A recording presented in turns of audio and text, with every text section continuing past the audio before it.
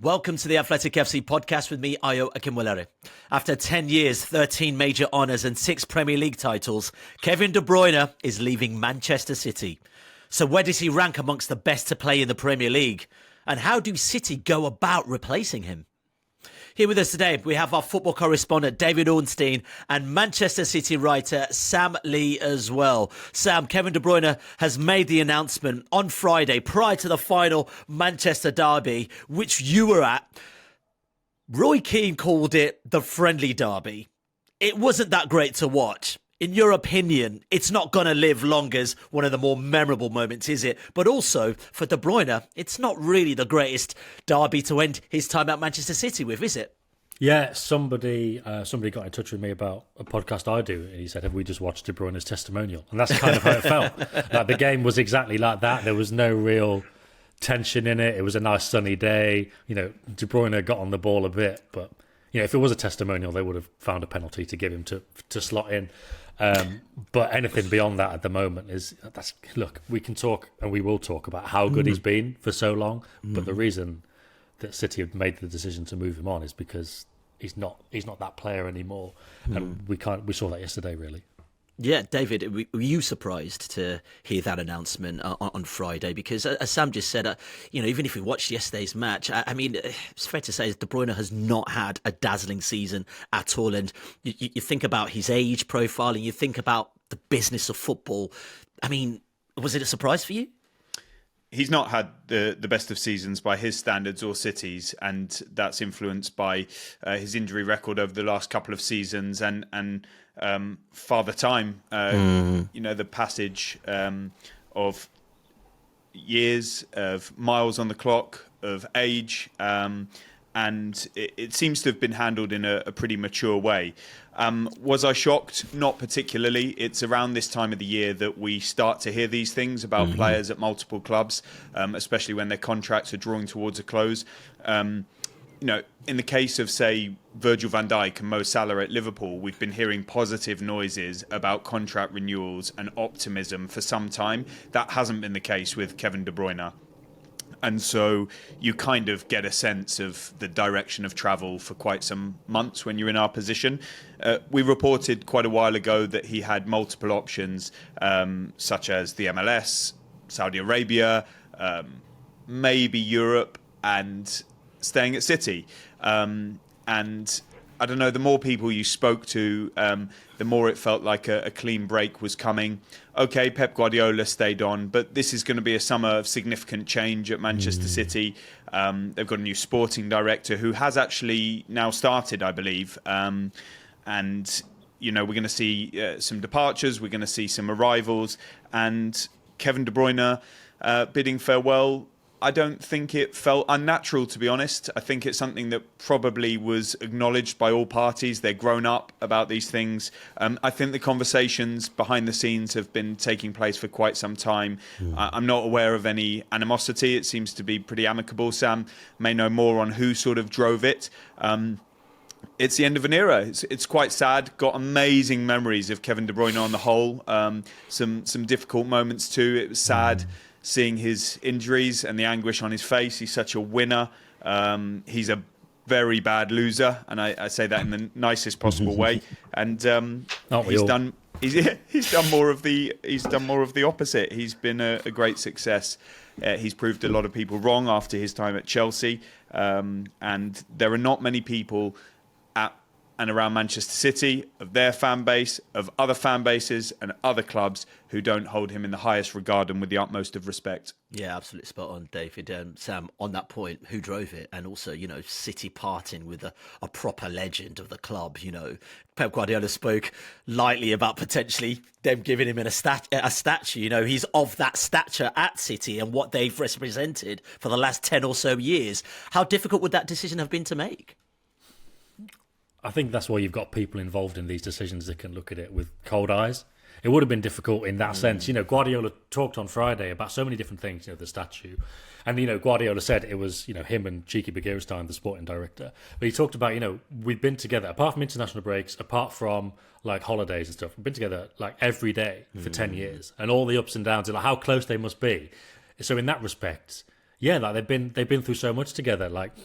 as much as Guardiola spoke warmly about him, I don't think anything could convey the kind of relationship between them as the video of after the Champions League final in 2013 when they were hugging and he was just like, we did it, Kev, like so many years, like we did it. Like that is the relationship between them. So in that respect, it would be difficult. But, whether it's Guardiola or Begiristain are also like, the money men saying we can't pay this guy £400 a week anymore. Like you've got to look at it coldly and be like, it is time to move on, because for every amazing thing that he's done, all the goals he scored, all the things he did with his left foot, all the assists, everything that he did, and everything that he won, and the reason that he may well get a statue, because he, as well as, so they got three already. They got Kompany, Aguero, and Silva, who are kind of like the original modern day legends. He's literally up there. Yeah, but like he's up there with them, and also like he's got the Champions League now. Obviously, he didn't like play a huge role in that final itself, because that's when his hamstring went. Yeah, but I remember, he basically sacrificed himself to help get City there. Like he spoke to a friend of mine after the FA Cup final when they beat United. So obviously one game left. Next Saturday, 7 days, it's the game against Inter, Istanbul. He's like, my hamstring's going. Like it's going. Like it's like we are in the red zone now. But like, what are you going to do? Like we're going to play. And they went in the final, and then obviously it went a couple of months later after he came back. And that's another part of like his legacy and how difficult it would be to be like, yeah, you can't just say goodbye to these guys lightly. But that's why there might be a statue.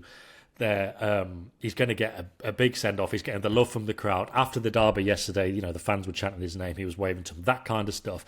But you have got to look at it coldly and be like, well, we can't keep this guy around on sentiment, because you can't really do it anymore to that level. And again, the wages are like astronomical for somebody who's, you can pay £400 a week to somebody who's going to be the best player on your team. But when he's not, it's like, okay, let's think about this sensibly.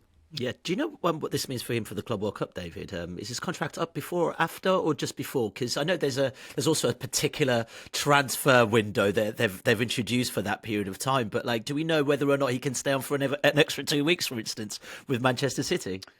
That's a really good question. Yeah, I don't know the intricacies of it. These contracts run until June the 30th, so there'll be a period potentially at the Club World Cup when somebody's out of contract. I don't know if they can do a little extension or whether he walks away from this. Sam, do you know on the particulars around that? Well, just in terms of the extensions, like I think FIFA have said, well, look, the clubs can sort it out for themselves. And yeah, I think Dan Sheldon did an article for The Athletic in December about it, and he was like, there's nothing in UK law or like Premier League rules that like state a minimum amount of time for a contract. So if City said, well, do you want a 2-week contract?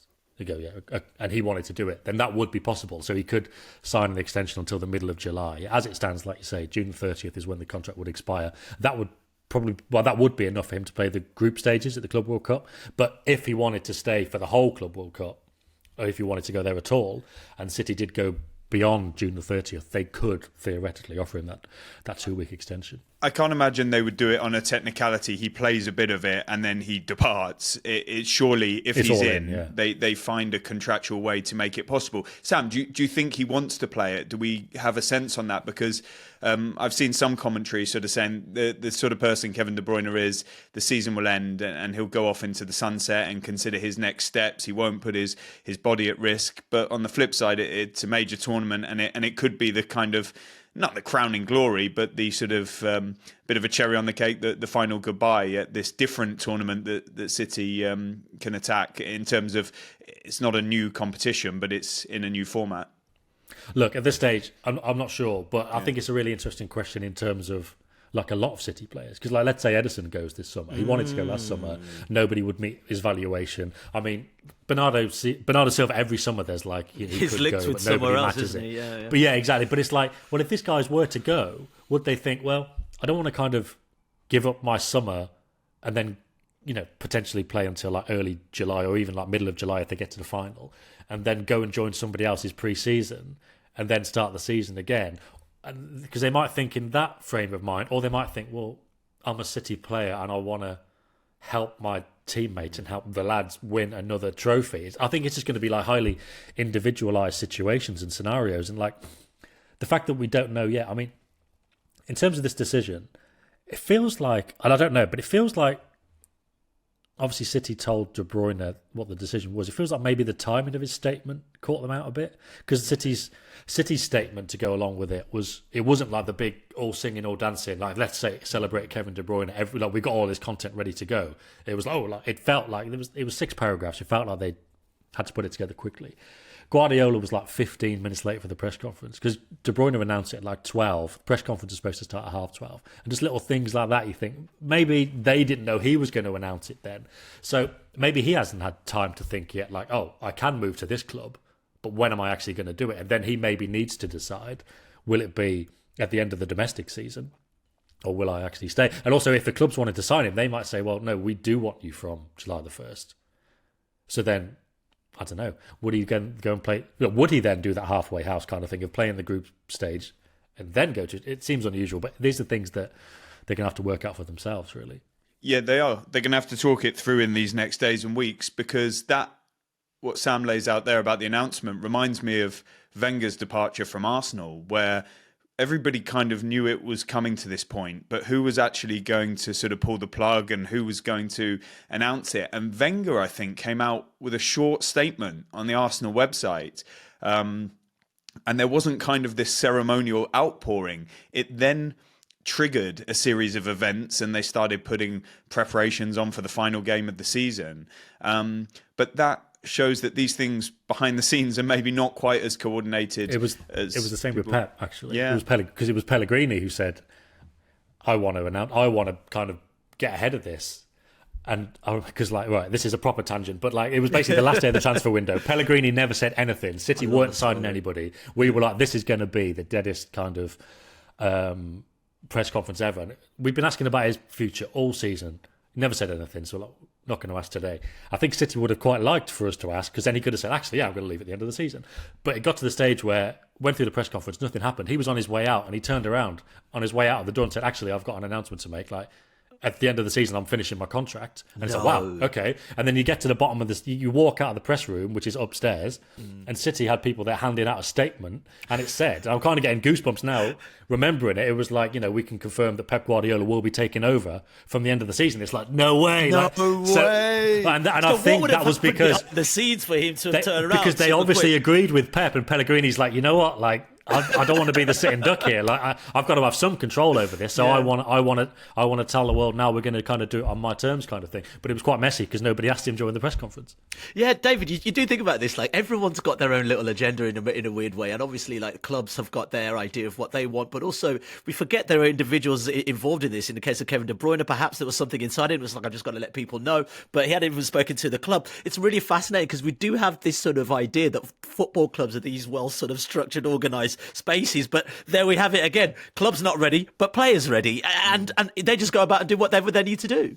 Yeah, none more so than Man City in terms of being well structured. There are few at their level. And look, these guys are all intelligent, including De Bruyne in this conversation. And I'm not sure, Sam will know better than me, when Pep Guardiola said in his press conference that it was the club, and he was asked again who was making this call, it's the club. And then people have said to me since that really the club would have known from Kevin and Kevin would have known from the club. And they're kind of on the same wavelength. It was the end. So maybe it's just kind of semantics on who jumped first. And players do like to sort of take control of these things a bit more these days. Let's see what happens with some potential notable departures at other clubs this summer. Do we see the player go first? Sometimes they do when they're transfers and new contracts now and exits. And maybe Kevin De Bruyne wanted to sort of take control of it himself. He's got a slightly different setup because, many players have a big agency or agent that's doing all their negotiations. And we learned over the course of De Bruyne's last contract, I think it was, that he kind of was doing it with his father. There was a bit of mess in the background. A lot of the talks himself, didn't he? A lot of the talks also, let's not himself. forget the data he collected on his performance as well, right? Yeah, remember that. Yeah, he couldn't do that this time. He did his own data analysis, and then other players I know who have taken inspiration from that in their own contract negotiations. It's almost like the De Bruyne contract talk style. Maybe that's part of his legacy as well. He's influencing football across the board. Sam mentioned the the Champions League final. There is a bit of sadness in the De Bruyne story, only a little bit. They sort of trudged off. It was in Istanbul, wasn't it? And he almost knew. He didn't look like, because sometimes he's been very emotional, but he didn't look entirely surprised. Maybe that was because of what Sam explains on the FA Cup final, and his hamstring was a bit of a risk. He went off, and I felt it was like business still needed to be done. He was still full part of the celebrations. It was like Zidane getting sent off in the 2006 World Cup final. It was like the game lost its best player, and you feel that the purist in you is like, it's not He quite didn't get the to same. see it through. Yeah, so true. And there were moments and injuries where he repeatedly has been getting injured in the final few years, where you're just like, you wonder what if he could have been even better, and he would have been so annoyed at that. There's a couple of clips that spring to mind immediately, Sam, like when he had a bit of a go at Pep Guardiola, telling him to shut up a few years ago, and he also has like argued with teammates coming off the pitch when they've been playing badly. He's a little petulant, but I say it in the nicest possible way, because he's just, which is in sharp contrast to this demeanour off the pitch. He seems so calm, and I know a lot of people in the local area who know him, and they speak of him being such a gentleman. And you saw when he used his time out injured, and he suddenly pops up with people at Formula One, and he's out in Abu Dhabi, and he's got a new hairstyle. It's the haircut for me, yeah. But he was an absolute force of nature on the football pitch, and that goal, Sam, you and I were both there against Arsenal, when they kind of won that decisive match, where he swept in that finish, passed it into the bottom corner. Yeah, he probably could have run further, but for the hamstring, he just I can't run any further, but I can pass it into the bottom corner, so I'm just going to do that. Yeah, and he's not even like lightning quick, but he glided through the midfield of the title rivals who were, is this Arsenal's time? And De Bruyne just sort of took control of it himself. He's been incredible. Shame he hasn't done, his country haven't done more with him at their disposal, like won something. But legend, you described it, Ayo, is the right word. Sam, on the articles on The Athletic around Kevin De Bruyne and his legacy, you wrote how he sort of transcended eras. You look at that Barclays era, particular icons there. He's transcended that. Undoubtedly, one of the best we've ever seen, surely.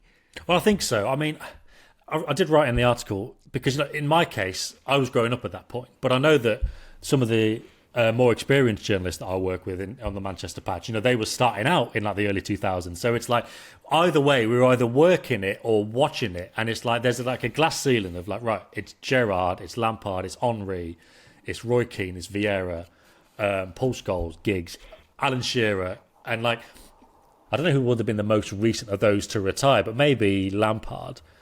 Since then, nobody from the more recent, like last 10, 15 years has broken into that, like Hazard hasn't broken into that. But I feel like it's going to be De Bruyne and it's going to be Salah. And I feel like they're going to be the ones to be like, actually, because partly, like, we're getting old now. Like, all these great things De Bruyne did, some of them were like 7 or 8 years ago. Yeah. You're looking back, you're like, where did that time go?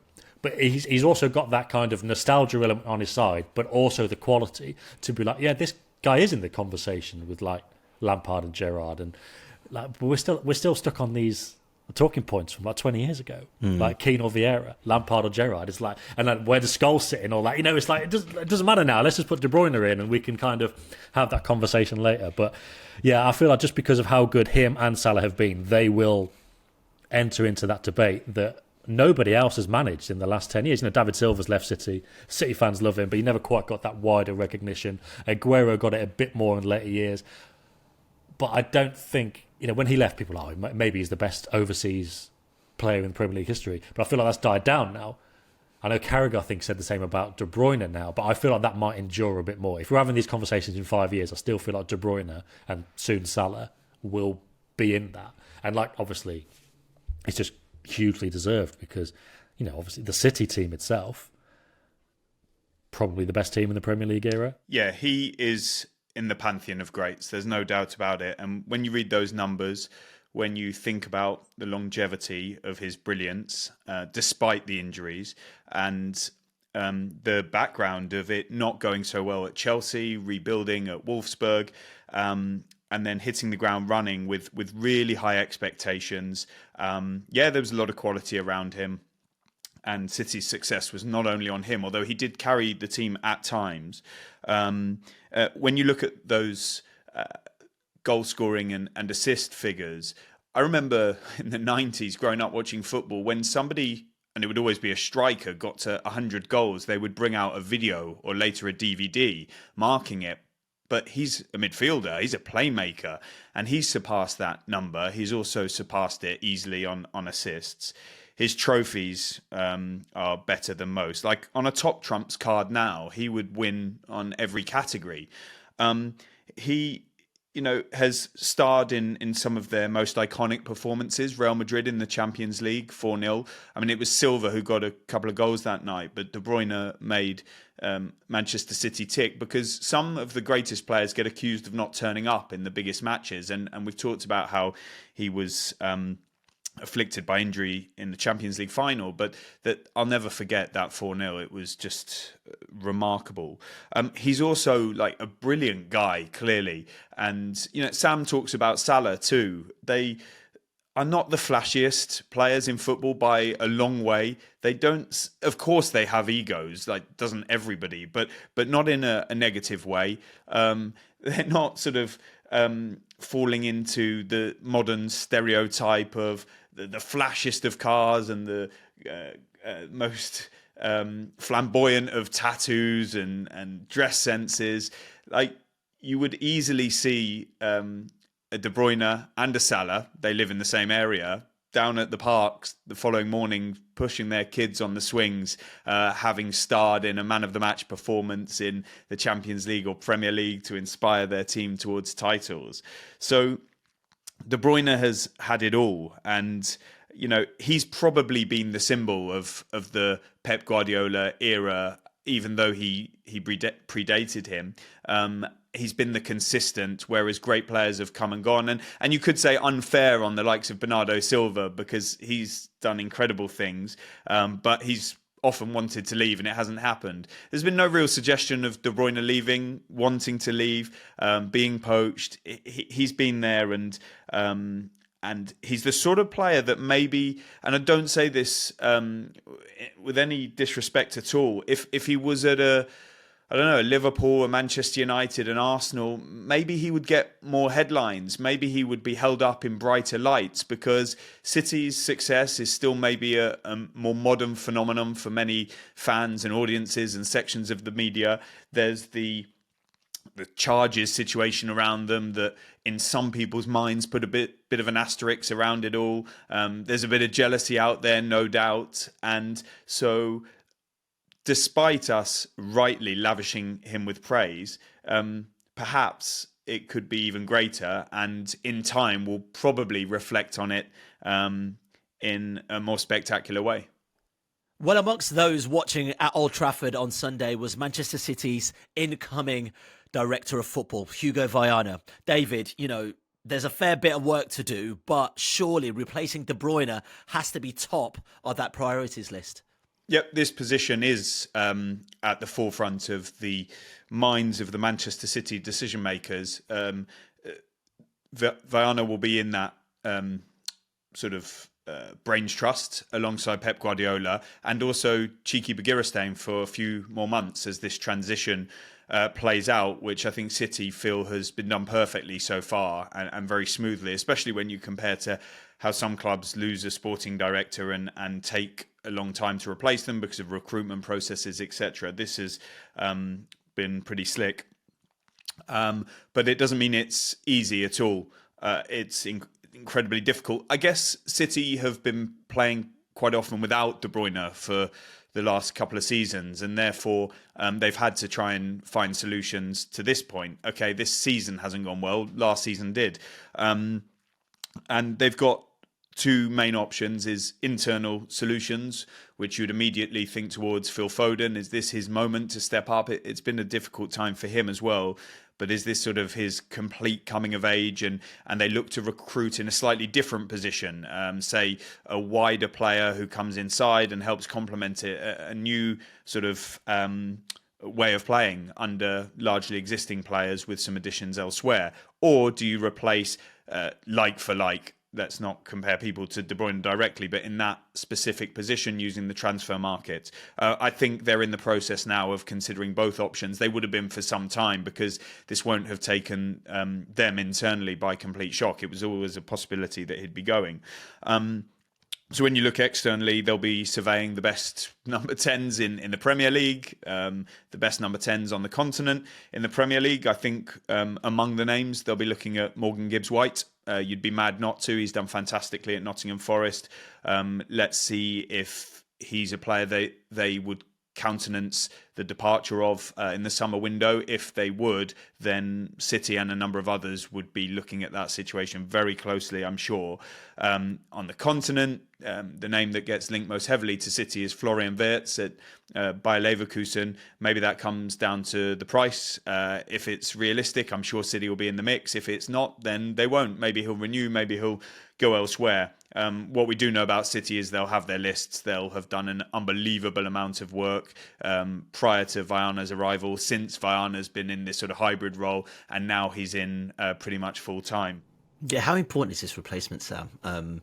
But, you know, I think about Salah, and, you know, when people are talking about whether or not you extend his contract or not. I mean, how do you replace a player so iconic and so integral to the way Manchester City have played for a good 10 years now? Well, it's funny because I don't mean to do him down. Also, I'm not gonna row back on everything I've said about how good he is and everything David said, everything you've said. But like, when he has been injured for City a couple of times, 18-19 season, and I think it was about 21-22. There's been periods when he's injured, and the debate among the City fans is, and like me watching, are they better without him? Like, not now. Oh well, I mean, again, like, him now is not the great De Bruyne, but when everybody's ticking, you know, the false nine era, when it was just, we'll keep the ball and somebody's going to score because, well, we've got Foden, we've got Sterling, we've got Mahrez, we've got Gundogan, we've got Bernardo Silva. Between them, they would score enough, even without a striker.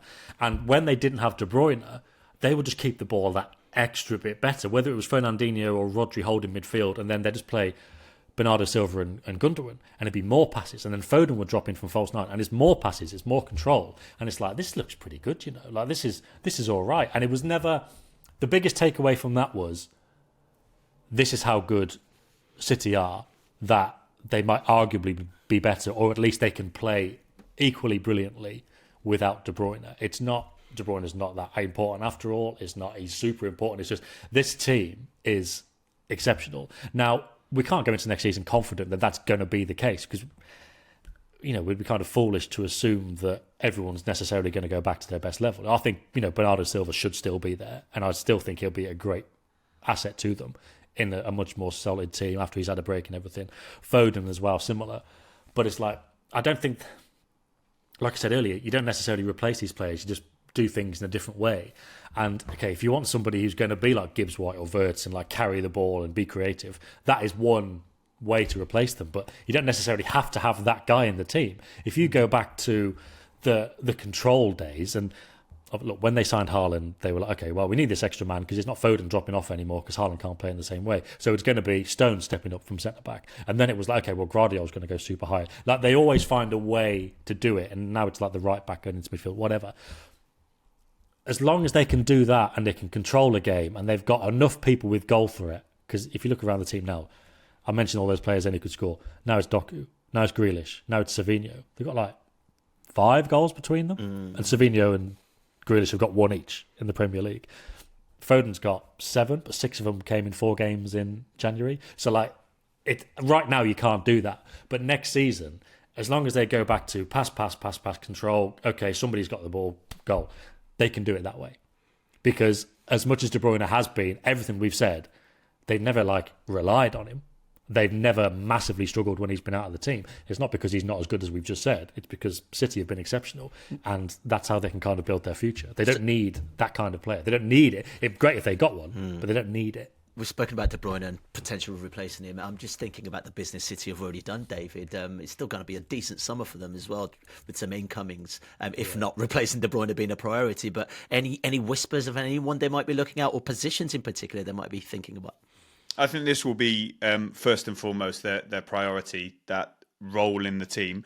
They've addressed the striker position with Haaland already there and on the contract Sam mentioned, and Marmoush making a really strong impact so far. I see that impact getting stronger by the season.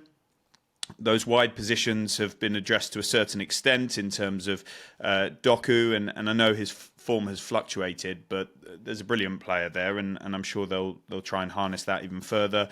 Savinho's come in, and it's only been his first season, so maybe a bit hit or miss, but the hits have shown how good he is and can be. And Grealish still there, as we've described, Bernardo Silva, Foden. So across that front line, it does feel that it's the vacuum left by De Bruyne rather than other positions right now. When you look into the midfield, you've got Rodri coming back, so that will be a massive moment for the club. Big decision to be made on Ilkay Gundogan. I think there's a clause in his contract that gets activated on performance-related appearance factors, and so let's see if that happens, or whether a decision's made to call it quits this summer. Obviously, Kovacic, an older player, of a similar age bracket, kind of in that area of the pitch. They've never used Matheus Nunes there, which was his position before coming to City. He seems to have been played more as a fullback at City. And then in defence, they've got decisions to make. So left back has never been addressed with a left back until now. Those that have occupied the space in terms of Gvardiol, Nathan Ake have done really well, but they're not sort of traditional in that position. So they've been linked very heavily with Cambiasso, and that was in January. A lot of reports around him. I think Pep Guardiola really likes him, and that's why there is some interest there. I think the price that was being quoted by Juventus was too high. Things have changed there. Thiago Motta being sacked, and will City revisit that? I think it's a bit premature to say, but certainly there's some interest in a player like that. So the fullback areas, what's going to happen around Kyle Walker? Does he come back, reintegrate? Does he leave? Certainly is of an age where City need to be thinking carefully about that position. John Stones, his injury problems, we know how good he's when he plays, but he doesn't play as much as anybody would like. There's contract dilemmas all across the squad. Not dilemmas, sorry, but there's expiries coming up. On a there's mass a lot of players scale. in the 2-year bracket when it's like their deal's up in 2 years, by the way. Like, how's that going to go? I think Grealish, Stones, maybe Stones is even less. There's a lot of players you couldn't even make a decision on now. It's like, well, okay, if John Stones is fit, then yes, absolutely you'd want him, but can you rely on him to be fit, which is the unfortunate truth, because obviously at his best, he's fantastic. Yeah. There's a lot of players in that camp. And so therefore with, Husanov and Vitor Rice, they've already started work. But that wasn't, they were players they kind of truthfully wanted for the summer, or they were on the lists for the summer. They accelerated them for January. And so, these are sort of part succession plans, part let's see if they can impact in the second half of this season, and that work continues. What's going to happen with Ederson? So last summer seemed there was a strong possibility he'd go to Saudi Arabia. It didn't happen in the end. Does that get revisited? If it does, what does City do on the goalkeeping position? It is a massive pillar of their team, really is. Okay, I was going to ask you if we knew where he might end up from now on, but I don't. It doesn't feel like there's many whispers in that respect. So I actually want to twist this around a little bit, because earlier on we ran a poll for the readers on the most influential midfielder of the Premier League era, and Steven Gerrard comes up top of that at 28%. Roy Keane 17%. Kevin De Bruyne 14%. He comes in third. Very quickly at the two of you, who do you think has been the most influential midfielder of your Premier League era? I'll start with you, Sam. All right. First of all, I'm not surprised to see a Liverpool player win the poll. That's just normal, isn't it? Like, fine, I've no complaints with that. It is what it is. The thing is, with Gerrard, I get it, and like the old Gerrard Lampard debate, you said quickly, but I'll be quick. Like Gerrard had that extra explosiveness. You know what I mean? I feel like he could really dominate a game and dictate a game, and he could, all areas of the pitch, he could get it going. But it's like, I never won the Premier League with Liverpool. Ooh. And it's not like, but it is like, if you're talking about influence, it's like, I would argue that Gerrard's the greatest midfielder, but it's like, I'd also kind of think, well, there is that. I also don't want to be kind of recency biased on the fact that I'm obviously, I've seen like basically every game De Bruyne has played for City. But it's like, in terms of that influence is there, but also it was there for Roy Keane. And Keane was a fantastic midfielder. But then De Bruyne has got the extra in attack. So okay. It's a hard one. Of course it's a hard one. And like Vieira. Yaya Touré's in there as well. Like, Toure, let's not forget what Toure did for City. Touré's arguably better, but and like influence, the influence was there in exactly. for him. That's why he's got a statue. He hasn't got a statue for various reasons. I'm just going to say De Bruyne just to shut up. De Bruyne. Come on, David. Who do you reckon? One by one, you've taken all of the names off of my list. So thank you very much. I'm going to divert it a little bit because I think De Bruyne is more like almost like a Dennis Bergkamp. He's a kind of attacking midfielder going on forward, number 10, creative genius. And so I'm going to take him out of midfield and say he's off limits. I love the defensive midfielders. I think they're so important and slightly underrated. I was going to say Keane because he was like a staple of the years when I was growing up watching the Premier League. Sam's nicked that. So I really, really like the influence of Makelele at Chelsea. Yes. And for France too. Every time the ball dropped at the edge of the box and everybody was panicking, he just put his foot on it and like trapped it and then rolled it out and started counterattacks for Chelsea. And I remember around that time saying like everyone should be most desperate for a Makelele. That is the one. He was just faultless. He was always there. He was a metronome. He was up and down, so reliable, didn't seek the attention, and I felt he was indispensable. If there were to be one other of the whole Premier League time that just sort of became iconic. I like when people say in the years later, plays like him, and Sam said it with Gerrard, for example, Lampard the same, or plays that person role. And so maybe Scholes, he did things that will just transcend generations if people bother watching back. And Makelele or Scholes? I'm going to go for Scholes because attackers are always a bit more spectacular. Okay. N'Golo Kante, by the way. No, you said Makelele. I thought Kante immediately. Yeah, spot on. But I think he's more in that streets won't forget bracket, and I think it's a bit harsh. It's a bit harsh because he's better than that. Size in the Premier League, I guess so. Yeah. But like I say, that this recent last 10-year era, like nobody from that is getting into this conversation apart from like De Bruyne and probably Salah. Yeah. But yeah, Kante, God, that was a playing style. I want to say Yaya Toure for me. That's for me. I just think for obvious reasons and various reasons, he's not going to go down City's legend status. But I just think as a player, because he was such a hybrid of a player, defensively, attacking wise, height. We've just never seen anything like that in that position set pieces, for me. Passing, everything. Never seen a player like that in the Premier League. So I'm going to go Yaya Toure for sure. Well, let's end it there because we could be here all day. Send him a birthday cake. Yeah. All right, gents, let's end it there. David, Sam, thank you so much for your time. And also make sure to like the video and also subscribe to the channel if you haven't already. And why not leave us a cheeky comment as well. That's it from us. We are back soon. If you want to watch more episodes of the show, please subscribe to the channel. We'll be joined by the likes of David Ornstein, Matt Slater, Adam Crafton, Carl Anker, and plenty more through the season. If you'd like to listen to the episodes in full in audio form, search The Athletic FC wherever you get your podcasts from.